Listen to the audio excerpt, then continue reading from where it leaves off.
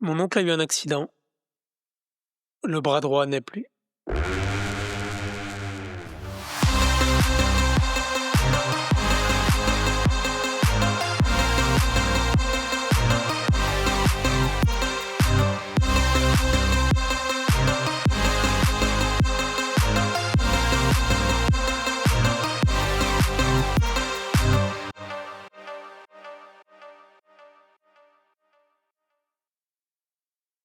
Bienvenue dans cet épisode 3 de ma série de vidéos de voyage consacrée au Ladakh. Si vous n'avez pas vu les épisodes précédents, je vous invite à aller les voir. Donc là, dans cet épisode, on va développer les jours 2 et 3. Donc on est parti.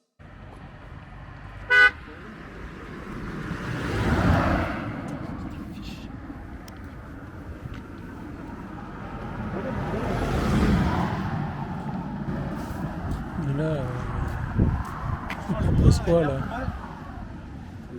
Putain, le poignet, il faut que je remette.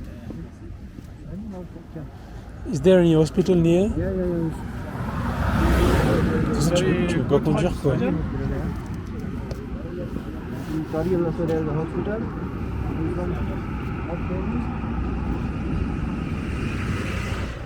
Ouais, il roulait trop vite en fait lorsqu'il a pris son virage.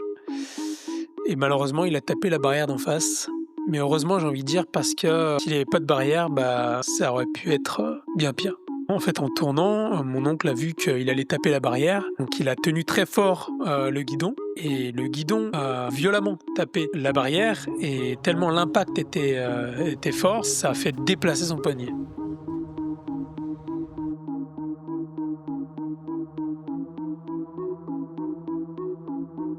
Heureusement, il y a un hôpital militaire très proche de là où on est, donc on s'y rend très vite. Arrivé là-bas, on est très bien accueillis. Ils nous prennent en charge très rapidement.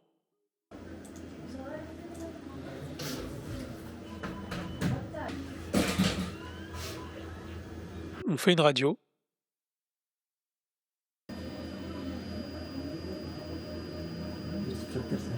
It's fracture? Fracture. Where? This one, sir. Radius, sir. Okay. Yes.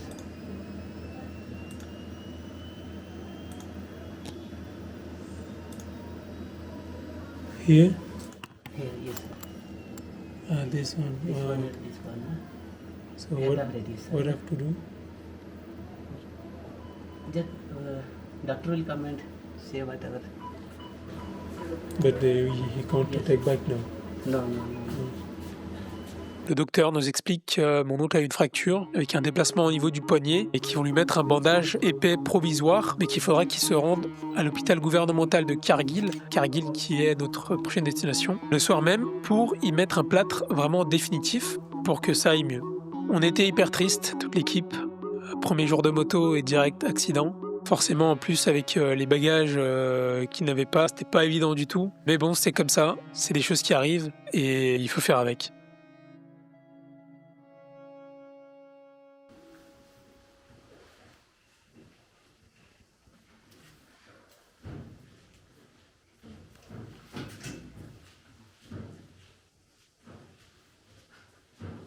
Video for a more. Je sais pas comment je vais me merder là, le virage là. Attends, j'avais tous les virages là pendant toute la journée. Je sais pas s'il est déboîté, mais j'ai mal. Bon. Oui, il m'a donné des injections. Et tout de suite, non, mais attends.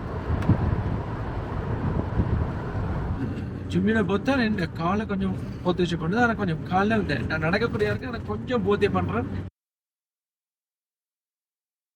C'est le soir, on se rend à Kargil, à l'hôpital, comme nous l'a recommandé l'hôpital militaire. On est aux urgences, on met des radios au docteur et on explique que le plâtre est provisoire, qu'il faut mettre un plâtre définitif.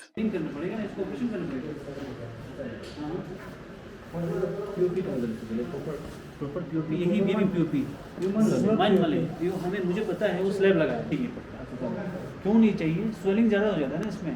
Et ce qu'il nous dit, en fait, c'est que le mieux, c'est d'opérer tout de suite. Mais entre-temps, mon oncle, il avait déjà pris sa décision dans le cas où il faut qu'il soit opéré. Et sa décision, c'était de rentrer en France. Moi, j'avais pas envie qu'il rentre. J'avais envie qu'il reste avec nous, même avec un plâtre, au moins qu'il profite depuis le pick-up. Mais pour lui, ça allait pas le faire. Donc je pose la question un petit peu bêtement au docteur, si l'opération en fait peut attendre plusieurs semaines, et le docteur nous dit maximum 3 jours. Et qui peut conserver en fait le plâtre provisoire jusque-là. Et pas besoin de mettre un plâtre définitif. Voilà, nous on est un petit peu étonnés de ce qu'il nous dit. On sait que c'est un plâtre provisoire, mais il nous dit vraiment que c'est convenable, qu'il peut le garder encore 2-3 jours, le temps de l'opération. Du coup, on explique un petit peu ce qui s'est passé à l'équipe le soir et la décision de mon oncle surtout, qui est de rentrer. Tout le monde est un petit peu affecté, bien évidemment, et un peu triste de le voir partir aussi vite. Voilà un petit peu l'état des équipements après l'accident, de mes équipements bien sûr, comme il n'a pas eu sa valise. Et heureusement qu'il n'a pas roulé en jean basket.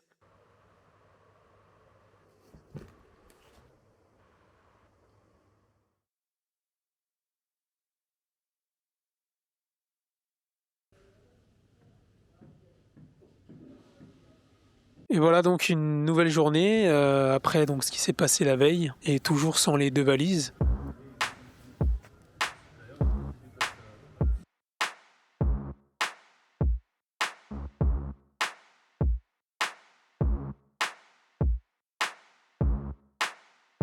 On sent que les guides sont extrêmement fatigués parce qu'ils ont dû récupérer la moto très tôt le matin à l'endroit de l'accident. Ce qu'on fait en fait, c'est qu'on place la moto dans le pick-up à l'arrière et toutes les valises qui étaient là initialement, on les bascule en fait sur le toit.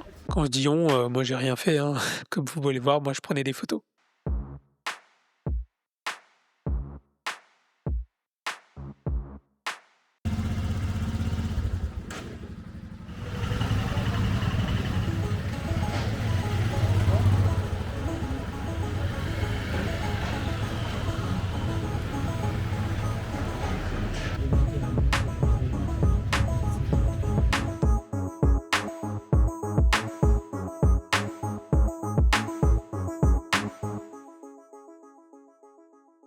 Donc on quitte Kargil et malheureusement je ne saurais pas trop vous décrire comment est la ville parce qu'on n'a pas trop eu le temps de la visiter. Mais vu d'en haut, c'était très joli.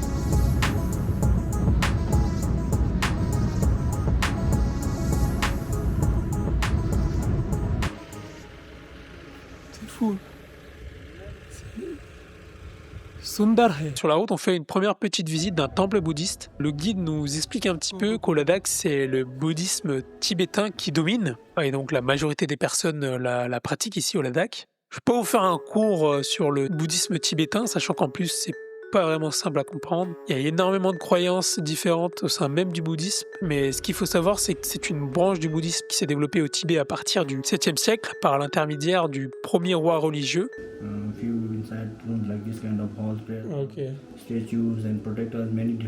Et ce bouddhisme, il se pratique également en Chine, en Mongolie, au Bhoutan, au Népal et en Inde aussi.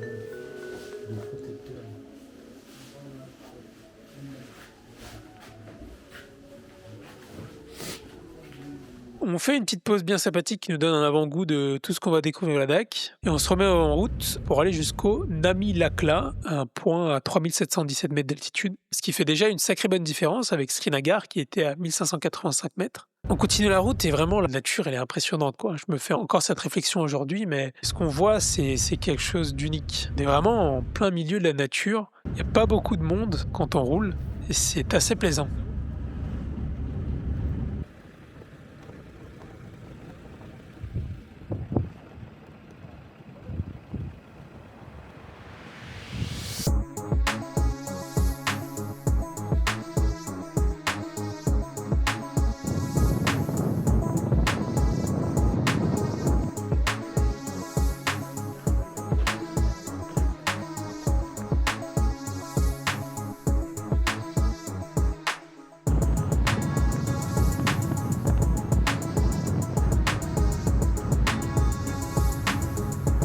C'est ça, c'est fou.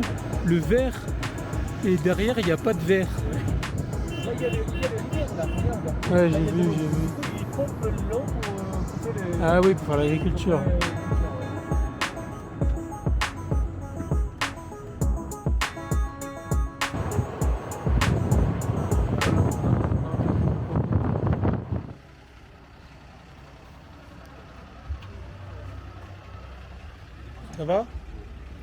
Et tout à l'heure, là, je sais pas si vous avez vu, il y a un gars qui est monté derrière nous. Oui. On savait pas. Nous, ça même pas. On Ouais, savait il pas. s'arrête et là, il descend. Là, là, il voit qu'il Quand a ça, arrêté, maintenant, il là descend. Ouais, tout à l'heure. Il y a 5 minutes, il est descendu. Un gars qui est derrière, il est monté derrière. En fait, ton valise, j'espère que ton valise, j'ai rien piqué. Ah bah, vous pouvez regarder quand même. Non, mais on savait même pas. Il est parti avec des roulettes. Ton sac, il est pas vide, non, par hasard? Et le chauffeur, il l'a vu? Ouais, c'est Oui, pas le chauffeur, mais ça, il a demandé. Ah. Bah, ils sont le moyen de transport. Hein. Bah oui. Bon, ouais. En fait, il a pas arrêté 25 km après. Il a dit 25 km, donc là, on n'a pas arrêté 25. Ça aurait pu. Parce que c'était un peu trop tard. Parce qu'on n'y est pas, là, Namayuru. Après, il m'a dit à quelques points de vue, donc c'était bien de manger maintenant. Petit point de vue. Petit point de vue. Petit point de vue. Il est petit. Moi, je pense Tu que prends la brosse. je pense que je vais rentrer avec Sarah.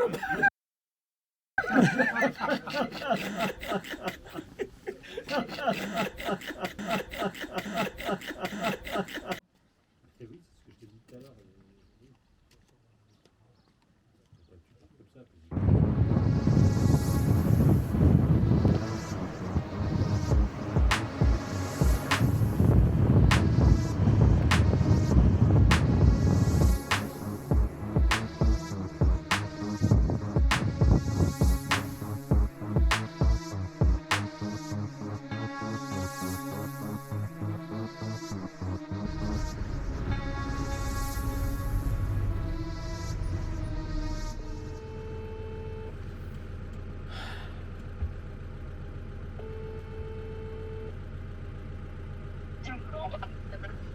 Allô? Oui, Salam. Oui, c'était pour te dire que je viens d'avoir mes résultats. Allô? Et du coup, j'ai eu mon bac avec mention bien. C'est bien. C'est bien. Bravo. C'est bien, ma chérie. Bravo. Avant d'arriver à Leh, on va visiter le monastère de l'Amayuru avec de sympathiques moines qui tapent bien la pose. Il s'agit en fait de l'un des monastères les plus anciens du Ladakh. Sa partie la plus ancienne date du 6e siècle et elle se trouve à une altitude de 3550 mètres. Le monastère était pas mal en ruine, mais j'ai bien aimé la hauteur qu'il avait vis-à-vis du village qu'on voyait au loin. C'était assez sympathique.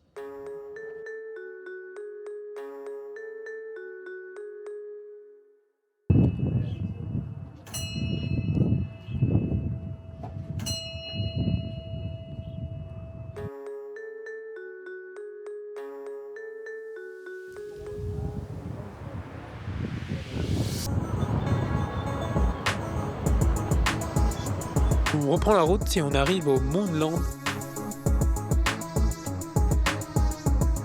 It's like moon.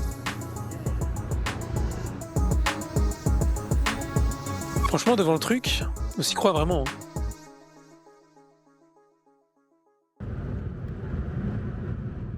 Et là, qu'est-ce qui se passe?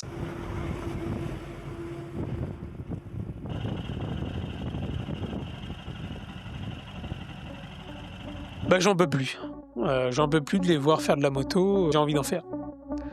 J'ai envie d'en faire et je me dis tant pis des problèmes que j'ai. Je vais essayer d'en faire, puis on verra. Après les premiers kilomètres où je me fais la main, où j'arrête pas de perdre l'équipage devant parce que forcément je suis pas encore à l'aise avec ma moto. Puis je veux pas trop accélérer à fond parce que j'ai un peu mal à l'avant-bras. Je commence à prendre du kiff. Je vois un petit peu comment il faut circuler, qu'il faut aussi klaxonner pour se faire remarquer. Hein. On donc klaxonne pour se faire remarquer, on klaxonne pas pour engueuler la personne devant ou derrière. Donc à chaque fois que je vois quelqu'un et que je veux le dépasser, je klaxonne. Je klaxonne tout le temps pour vraiment être sûr et j'hésitais pas du tout à y aller franchement.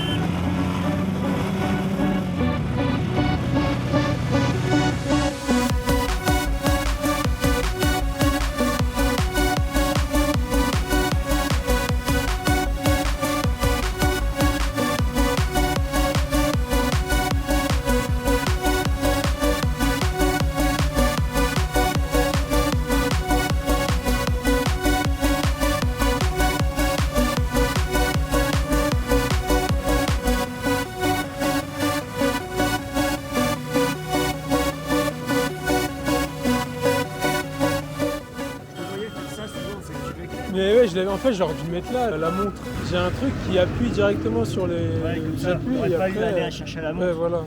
J'ai pas pensé, du coup, j'étais là comme ça. One mount you put it here, one put it the back side here. Et là, donc, on fait une petite pause, hein, tranquillou, parce que j'en ai assez fait. Donc, je me dis, bah, j'ai assuré, quoi. Hein. Même si je ressens quelques petites douleurs, je me dis, j'ai assuré, j'ai bien conduit, je suis content. Et en fait, bah, je viens de crever.